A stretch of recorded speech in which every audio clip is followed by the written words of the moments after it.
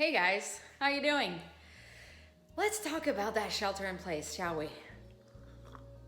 We're hearing and reading all sorts of things on social media, on the news, on YouTube, wherever you get your latest information.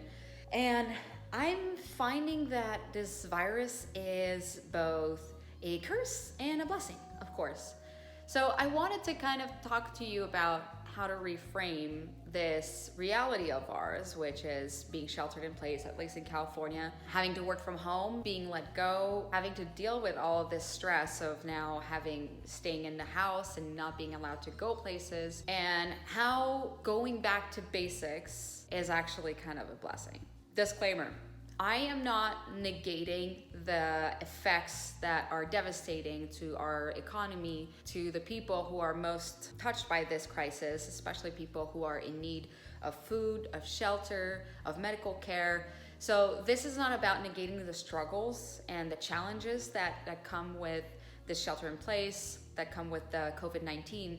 But it's merely a way to see the silver lining and maybe reframing our mindset a little bit in order to see what opportunities we can find in such difficult times. Now, here's what I think is actually a good thing coming out of this whole crisis. One, it's changing our relationship to food. I truly believe that having a supply chain that is shorter, being in close contact with your farmer, either from your farmer's market or because you're going to that grocery store that locally sources their fruit and vegetables and their foods. I believe that's really the way to go in the future. We're realizing that having these long food supply chains is not necessarily the best way to go. In terms of food, cooking from scratch is actually making a comeback.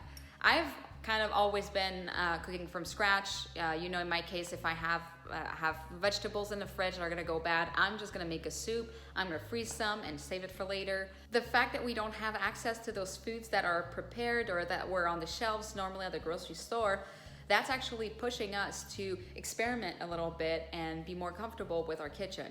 Now, can we talk about homemade bread? Bread, this number one staple at the base of pretty much every single culture, or at least a version of bread, is making a comeback too. Homemade bread made with flour, yeast, water. That's all you really need to make an amazing bread. This one's 2 days old. I think it's actually pretty awesome that we're out of flour, that we're out of yeast, because now so many more people will know how to bake bread from scratch. We're making carrot cake from scratch. We're making muffins from scratch. We're not using those prepackaged foods. We know exactly what we're putting into our bodies. So I think that's a really great positive impact that the crisis is having on us.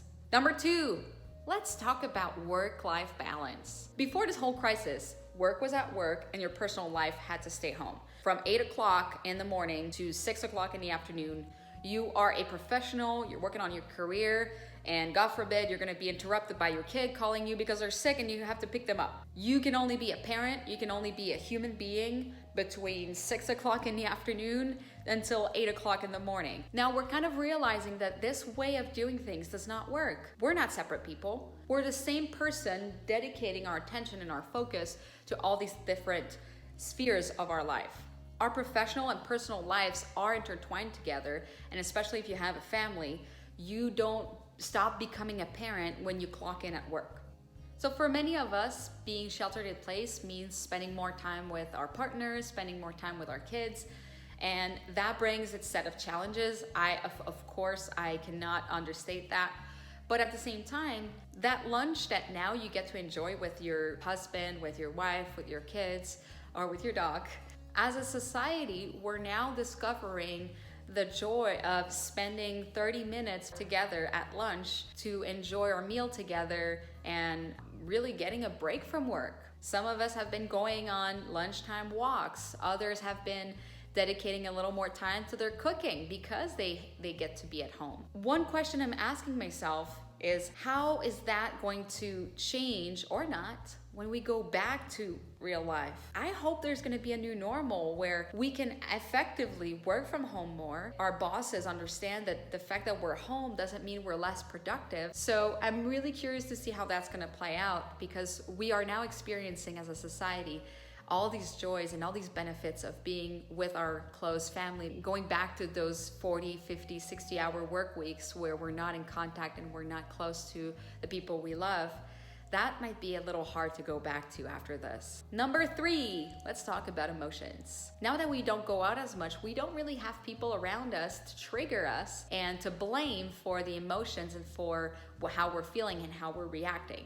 Now that we are sheltered in place, that we're basically stuck in a physical location and we can't really go out as much as we used to, you are now faced with your own emotions. We don't have as many people to bounce emotions back and forth, so there isn't as much incoming energy and incoming emotions thrown at you.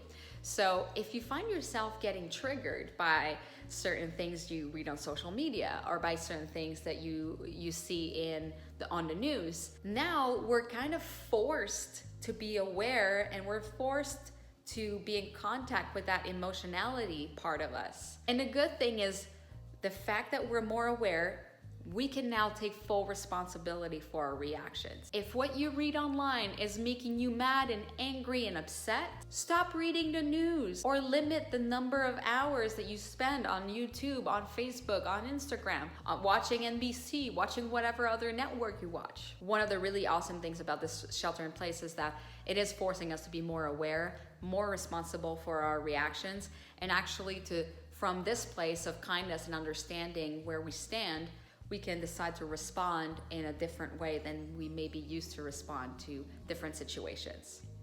Number 4, the mindset that you decide to adopt towards this whole crisis is yours. So going back to the emotions I just talked about, are you seeing the opportunities in the present situation, or are you just falling victim to everything that's going on?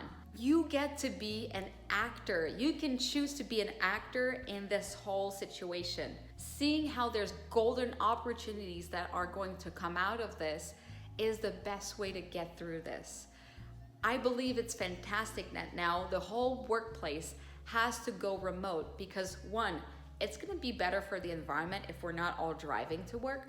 We're also getting more flexibility when it comes to work-life balance. It's making us all a little more tech savvy. I've just seen countless great examples on my social media these last few weeks of people gardening, people cooking, people doing really crazy stuff with their kids that sounds just awesome, of people walking more. In my own neighborhood, I see people walking that never used to walk. So at the end of the day, I think it's really important that you reframe everything that's going on in order for that to serve you. How is this shelter in place going to serve you? How are you going to serve your community despite this shelter in place? I guess that was it. That was just my 2 cents. What do you think? Man, I drank way too much coffee during this recording.